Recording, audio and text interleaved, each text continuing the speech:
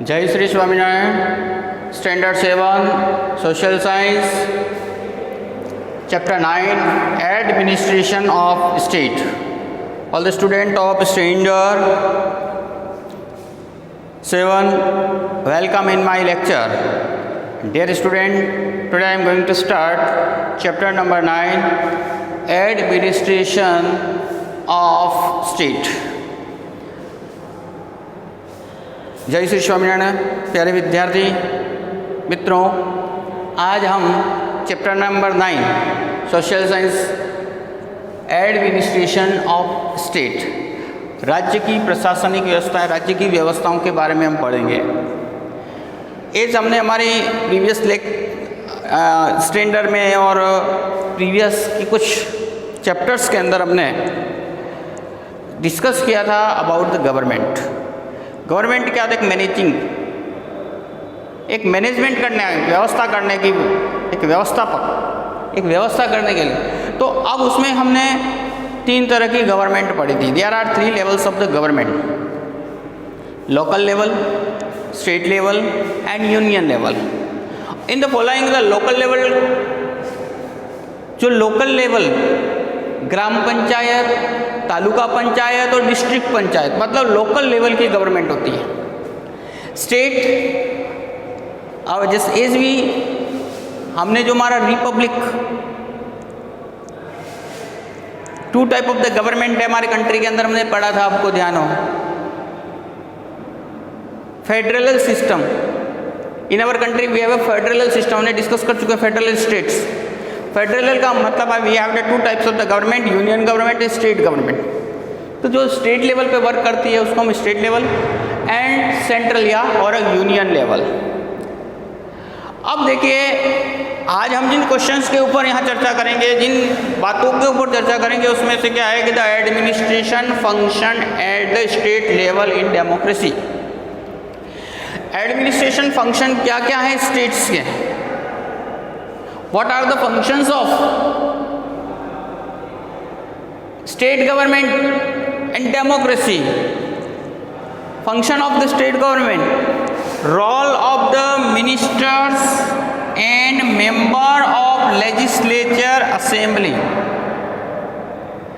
Ministers के क्या काम है, लेजिस्लेचर का, लेजिस्लेटिव असेंबली का इम्पोर्टेंस क्या है। How do people put forward the questions and idea to the government? कि लोग अपने आइडियाज़ को सरकार के सामने कैसे रखते हैं, है ना। How do people put forward their question? अपने क्वेश्चंस को किस तरीके से रखते हैं। And how do they ask the fulfillment of their demand? और अपनी उस डिमांड को वो कैसे पूरा करने के लिए सरकार से कैसे बात करते हैं। तो डियर स्टूडेंट, यहाँ simple thing is that the state has been divide into different many constituencies. Different state have different constituencies. Number, there is a different numbers in different states. Now from every constituencies one representative is elected by the people of that constituencies. अब देखें यहाँ सबसे पहले हम लोग जो हम demand कैसे करें, और वो भी स्टेट गवर्नमेंट के साथ में। तो ऐसा है कि हर स्टेट के अंदर अपनी ओन गवर्नमेंट है। अब स्टेट की गवर्नमेंट के function according to our constitution, हमारी कॉन्स्टिट्यूशन के अकॉर्डिंग स्टेट लिस्ट में दर्शाए हुए हैं। Government has to work according to that, government को according to work per constitution rules and regulation of the constitution और the subjects of the constitutions, constitutions के basis के ऊपर उसको वर्क करना पड़ता है। इफ़ दे डू नॉट, तो in all condition people, how people, लोग उसे किस तरीके से अपने फुलफिलमेंट के लिए डिमांड करने की बात करते हैं। तो please dear student try to understand कि यहाँ पे आपका इस बुक के अंदर पिक्चर दे रखा है पेज नंबर 45 के ऊपर, और ये जो पिक्चर्स है उसको बड़े ध्यान से देखना। I am going to explain you about this picture. अब देखिए, according to the news on TV के ऊपर एक न्यूज़ है, 10 people have died in Surat due to cholera. अब इस टीवी के ऊपर यहाँ न्यूज़ दे रखी है 10 लोग कोलेरा की वजह से मृत्यु को प्राप्त हुए हैं। हाउ वुड आई नो, मैं कैसे जान सकता हूँ? The only thing I care about it that I am not affected by this. और ये मुझे जानकारी इसलिए कि मैं इससे अभी अफेक्ट नहीं हुआ हूँ। Can people hear due to academic क्या उपचार किया जाता है? I can hear the procession outside. और मुझे कैसे पता चला? एक प्रोसेसन, एक रैली निकाली जाती थी बाहर रैली निकाली गई। फिर demand that administration take immediate measure to control the epidemic. अब उस रैली के अंदर क्या मांग की जा रही थी? There is a procession, people demanded. लोग क्या डिमांड कर रहे हैं कि we demand that the administration take immediate action. They should pay attention to maintain cleanliness and take stop to epidemic from to spreading। अब जब यहाँ बालक खड़ा है और वो क्या देखता है कि वहाँ पे एक डिमांड की जा रही है, और डिमांड क्या थी पता है? Demand that administration take immediate measures, तुरंत उपाय करे सरकार, कंट्रोल द एपिडेमिक को बढ़ने से। दे शुड पे अटेंशन, अब उसको क्या करना चाहिए? पे अटेंशन टू मेंटेन करना चाहिए द क्लीनलीनेस, शहर के अंदर सफाई का मेंटेन करना चाहिए, ध्यान रखना चाहिए। Take steps to stop epidemic from spreading, सरकार की पूर्ण जिम्मेदारी है को एक एपिडेमिक को से बचने के लिए, लोगों को बचाने के लिए कोई स्टेप्स ले। Maybe because the people are complaining against the cholera epidemic, और लोग किसके? कोलेरा की डिजीज से बारे में यहाँ कंप्लेन कर रहे हैं। I think the people who are addressing the procession are leaders. और मैं जहाँ तक मानता हूँ कि ये लोग कौन हैं जो इस रैली का लीडिंग कर रहे हैं, नेतृत्व कर रहे हैं। They are the leaders. Yes, they are I leader, I have seen them on TV. और यहाँ जो बच्चे बात कर रहे हैं 5th नंबर में क्या बोल रहे हैं कि उन्होंने कहा वो लीडर ही थे जिनको मैंने कई बार टीवी के ऊपर देखा। तो दिस इज द पीपल कैसे डिमांड करते हैं? देखो, डायरेक्टली कंसल्ट विद एमएलए, कई बार सीधे अपने एमएलए अपने प्रशासन से जाकर के मिलते हैं, राइट द एप्लीकेशन, या ओरली उनको डिमांड करते हैं। इन केस गवर्नमेंट उनकी बात नहीं सुनती है तो पीपल रैली, प्रोसेसन रैली निकालते हैं, वो हल्ला करते हैं। अब नाउ वी ऑब्जर्व, हमने यहाँ ऑब्जर्व करता है health officers, district collector and other official हैं जिसके ऊपर कार्यवाही तुरंत करते हैं क्योंकि जनता की मांग होती है। इससे अतिरिक्त भी ये लोग लगे हुए काम में रहते हैं। अब now this complain go to the our MLA. MLA कौन होता है? हमने एमएलए को इलेक्ट किया है। तो देखिए, सबसे फर्स्ट हम लोग डिस्कस करने जाएंगे इसमें legislative assembly. What is the legislative assembly? देखो, हमने शायद सेंट्रल गवर्नमेंट के अंदर पढ़ा था, हमारे पार्लियामेंट होती है जिसमें राज्यसभा, लोकसभा और प्रेसिडेंट से पूरी गवर्नमेंट बनती है। स्टेट गवर्नमेंट का दायरा होता है, गवर्नर होता है, विधानसभा एंड विधान परिषद। तो legislative assembly member are known as MLA.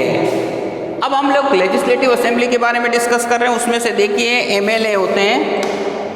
तो the legislative assembly members are known as MLA और मेंबर ऑफ लेजिस्लेटिव असेंबली। तो सबसे फर्स्ट हम जो डिस्कस कर रहे हैं एमएलए कौन होता है, तो देखो पहली बात आती है लेजिस्लेटिव असेंबली के मेंबर्स को हम एमएलए बोलते हैं, मेंबर ऑफ लेजिस्लेटिव। अब ये जो एमएलए हैं, MLAs are directly elected by people. अब ये जो एमएलए हैं वो सीधे किसके द्वारा इलेक्ट होते हैं? People of. आम जनता के द्वारा whose age 18 years voters of that constituencies, उस कॉन्स्टिट्यूंसीज के वोटर्स के द्वारा after being elected from their constituency, अपने अपने सीट या अपने अपने क्षेत्र से जब वो चुन करके जाते हैं, दे बिकेम एमएलए, तब वो एमएलए कहलाते हैं एंड फॉर्म द गवर्नमेंट, और ये एमएलए मिलकर के गवर्नमेंट फॉर्म करते हैं। अब ये स्टेट की गवर्नमेंट होती है, वो कौन होती है? ये एमएलए होते हैं। ये एमएलए जहाँ ये मेजोरिटी की बात आएगी वो हम आगे वाले टॉपिक में समझाएंगे आपको कैसे बनाते हैं, लेकिन ये एमएलए हैं। अभी आपको यहाँ तक बता रहे हैं एमएलए फॉर्म द गवर्नमेंट। ये एमएलए जो होते हैं वो गवर्नमेंट फॉर्म करते हैं। They are belong from two different parties और इंडिपेंडेंट रिप्रेजेंटेड, किसी न किसी पार्टी के मेंबर होते हैं या फिर इंडिपेंडेंट होता है। जो ये एमएलए होते हैं वो सरकार बनाते हैं। Thus we can conclude, हम कंक्लूड निकाल सकते हैं, MLAs are representative of people. MLA हमारे रिप्रेजेंटेटिव होते हैं, स्टेट के रिप्रेजेंटेटिव होते हैं। तो वहाँ हर कॉन्स्टिट्यूएंसी से एक मेंबर इलेक्ट होता है। Okay, all the seat of India have legislative assembly, सभी स्टेट्स के अंदर है। In every state we have a legislative assembly. India के जितने भी 8 स्टेट हैं, 29 स्टेट्स हैं, उन सभी 29 स्टेट्स के अंदर लेजिस्लेटिव असेंबली है। Each state is divide into different constituencies according to the population. हर स्टेट के अंदर अलग अलग कॉन्स्टिट्यूएंसीज हैं, एरिया और पॉपुलेशन के बेस के ऊपर उसको डिवाइड कर रखा है। Each state is divide into different constituencies. From each constituency, हर कॉन्स्टिट्यूएंसी से one representative is elected by the people. हर कॉन्स्टिट्यूएंसी से एक मेंबर इलेक्ट होके जाता है और the number of seat in the legislative assembly different state in different. अब हर स्टेट के अंदर अलग अलग है number. Highest in Uttar Pradesh legislative और किसी स्टेट्स, गुजरात के अंदर ये कम से कम 182 मेंबर्स हैं, राजस्थान में 200 हैं। तो देखिए असेंबली डिफरेंट स्टेट के अंदर होती है, decided to basic of the population. और ये जो निश्चय किया जाता है वो किसके आधार पर किया जाता है? Basis of the population, population के आधार पर। अब ये जो elections are held in every 5 years, election जो होते हैं वो प्रत्येक 5 साल में होते हैं। Candidates can either representative of particular party और state election as an independent candidate. ये इस मेंबर किसी भी पार्टी, पॉलिटिकल पार्टी का हो सकता है और इसके साथ साथ इंडिपेंडेंट भी हो सकता है। The MLA can belong different parties, है ना। एमएलए कई पार्टी, अलग अलग पार्टियों के भी हो सकते हैं। The legislative assembly of Gujarat has 182, Gujarat की स्टेट असेंबली के अंदर 182 सीट्स हैं, सिचुएटेड इन गांधीनगर। जो गुजरात की जो लेजिस्लेटिव असेंबली है वो गांधीनगर में स्थित है, which is the capital city of Gujarat. Legislative assembly meet in the Vithalbhai Patel विधानसभा गृह। अब ये जो एमएलए हैं, विधानसभा के जो मेंबर्स हैं, ये यहाँ गुजरात के अंदर विठल भाई सभागृह, विठल भाई पटेल विधानसभा गृह के अंदर मीटिंग होती है। अब इसी तरीके से ये जो एमएलए हैं, ये एमएलए चीफ मिनिस्टर को इलेक्ट करते हैं। And what is the system to elect the chief minister? ये जो चीफ मिनिस्टर को इलेक्ट करने का प्रोसीजर है, 50% plus 1 member must be in the favor of that person, sometimes कुछ परिस्थितियों में पार्टी को मेजोरिटी नहीं होती है, 50% + 1 member in not favour of this that party, तो sometimes it make with coalition government, साझा सरकार भी बनाई जाती है। Support the parties, other party का सपोर्ट ले सकते हैं, इंडिपेंडेंट जो कैंडिडेट्स हैं उनका सपोर्ट ले सकते हैं। Form the government, the governor appoints the leader of majority party. अब यहाँ कौन अपॉइंट करता है? तो governor appoints the leader of the majority party as the chief minister. देखो चीफ मिनिस्टर जिस भी पार्टी का होगा डेफिनेटली नीड टू 50% + 1 मतलब मेजोरिटी चाहिएगी, और अगर वो मेजोरिटी किसी एक व्यक्तिगत पार्टी को नहीं है तो कोलिएशन गवर्नमेंट बनाई जा सकती है। ही और she invited from to council of minister by the governor बुलाता है। Governor known as the government is known as ruling party while other party form opposition. अब देखो जो पार्टी यहाँ रूल करती है उसको हम रूलिंग पार्टी बोलेंगे, और जो बाकी के जो नहीं हैं they are called opposition party. तो after election the governor appoints the chief minister and council of minister, और ये जो भी मेंबर्स होते हैं, जो भी they all are responsible for the state work. उनका अपना एक स्टेट के प्रति वर्क होता है, डिफरेंट फंक्शन दे है, वेरियस मिनिस्ट्रीज को दिए जाते हैं, अलग अलग मिनिस्टर्स को अलग अलग वर्क दिए जाते हैं। ईच मिनिस्ट्री जो है housed in different office premises के अंदर होते हैं। The legislative assemblies where MLA belong to both ruling party and opposition party discussion. अब देखो ये जो लोग होते हैं आपस में जब लॉ बनता है तो उसके ऊपर डिस्कशन करते हैं, और डिस्कशन करने के बाद फाइनलाइज करते हैं, दे फाइनलाइज द वर्क।